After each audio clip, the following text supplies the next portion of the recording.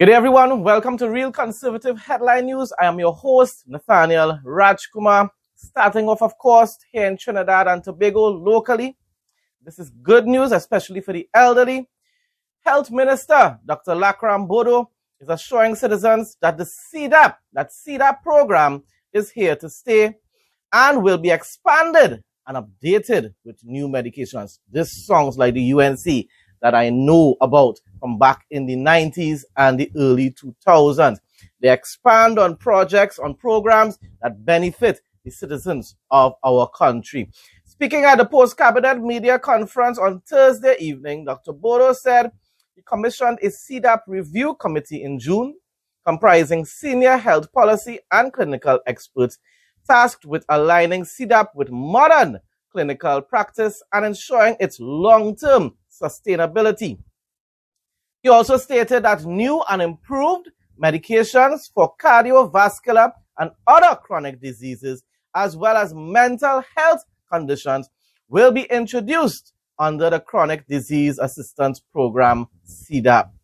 Plans are also underway to provide advanced specialist prescribed treatments not currently covered under the program. So as I said before, this is extremely significant, people. A lot of foreigners may not really understand.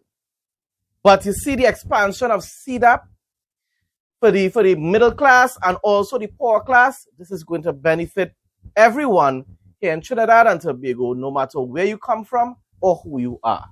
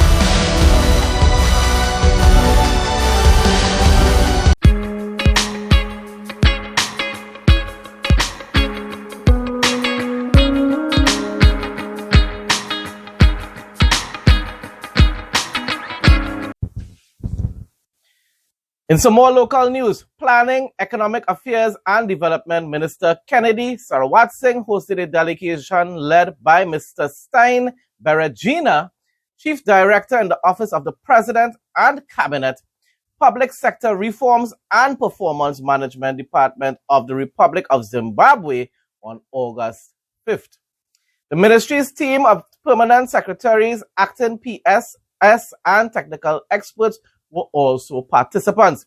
The Zimbabwean delegation was on a study tour to explore a wide array of reform areas in TNT, including public sector reform frameworks, digital transformation initiatives, policy and legislative reform processes, process reengineering strategies, planning, budgeting, and economic reforms.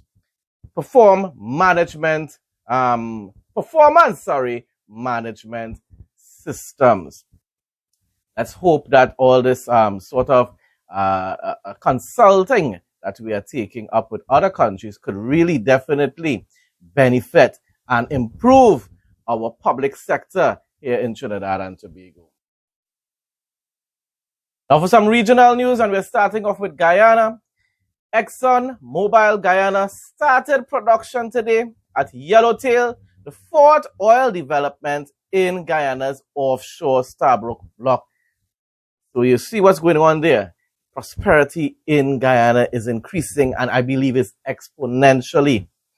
Yellowtail's One Guyana Floating Production Storage and Offloading FPSO vessel joins the Destiny, Unity, and Prosperity FPSOs, bringing total installed capacity in Guyana to above 900,000 barrels of oil per day, people. That is development, progress under who? The Irfaan Ali administration. Region 7 contractors empowered. Over 60 small contractors in Region 7 have been awarded government contracts, giving them a seat at the table and a stake in Guyana's transformation. And I downloaded a little video from Guyana Chronicle that will feature this particular short. It's short, about 2 minutes, but it's featuring the contracts that were given to these normal, law-abiding citizens of Guyana.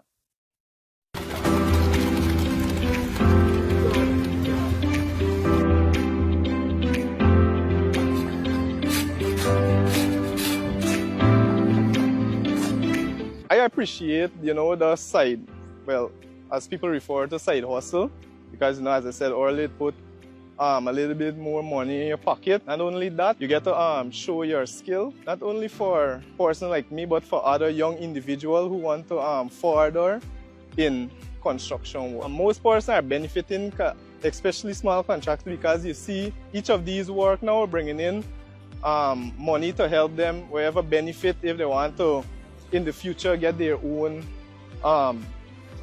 business, right, in construction, so they could get additional work. What the government is doing for me is very good, because everybody that's working is in a job, and it's so grateful that what the government is doing for us. In the terms of the finance, whatever, and the work is a kind of long-term work, so I get to carry through with my family, because you get a lot of people is not in job, and the small contractors then getting the people them, the workers, to come for join to do the work as a small contractor, because the big contractor already full with workers. So as a small contractor, assisting those who could not get with the bigger contractors. I'm glad, glad that the president trying to do something and helping out the smart people them out here. And if we could get a work steady, it's gonna be nice. At least they won't get nothing big, but they won't get a daily meal. At least they don't gotta go up on the road and asking nobody for nothing.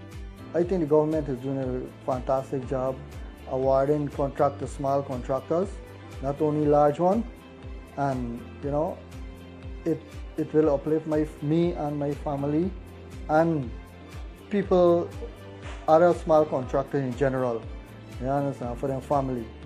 So, and I think that they should continue doing that more in regular basis, so that the small man could benefit from these small contracts.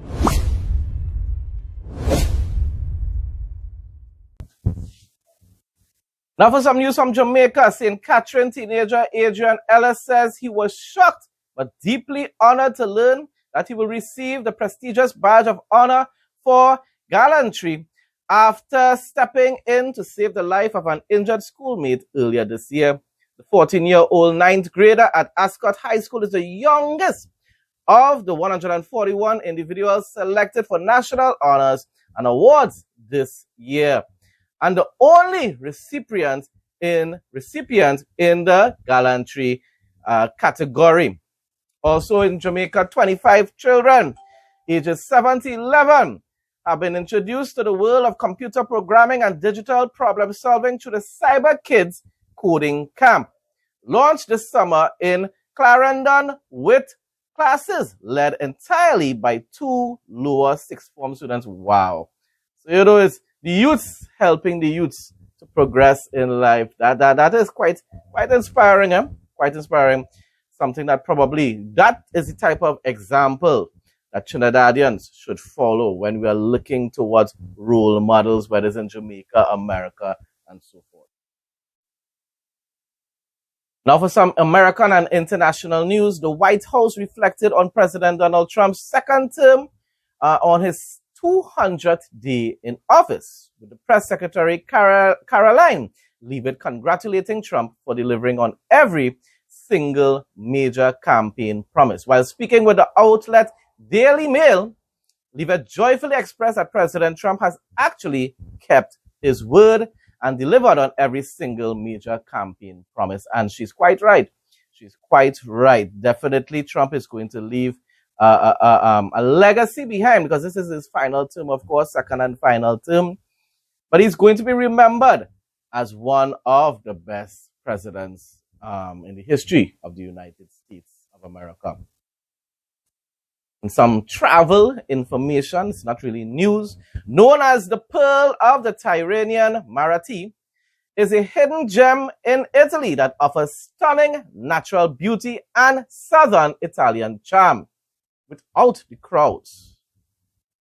Skip the summer throngs of Italy's more popular coast and head to this breathtaking stretch of Basilicata. Yeah. Those foreign words, people, hard to pronounce. I know a little bit of Spanish. But anyhow, wander through the historic center, a maze of cobblestone streets and medieval homes, and savor local specialties like Bocconoto pastries. Oh, I love pastries. Anyhow, back to what I was reading there. And wines made from renowned Aglianico grapes. I also love me some wine. Definitely. But as I keep saying, people, if you have any sort of interesting facts, traveling facts, nature, whatever, and you want to include it in my daily headlines, daily broadcast, please just message me at 708-5476. WhatsApp, of course. Folks, that brings us to the end of today's news headlines. Thanks again to everyone who continues to support my content. Please continue to like, comment, share. That's what boosts the algorithms. Stay blessed, stay safe, people, most of all, in Jesus' name.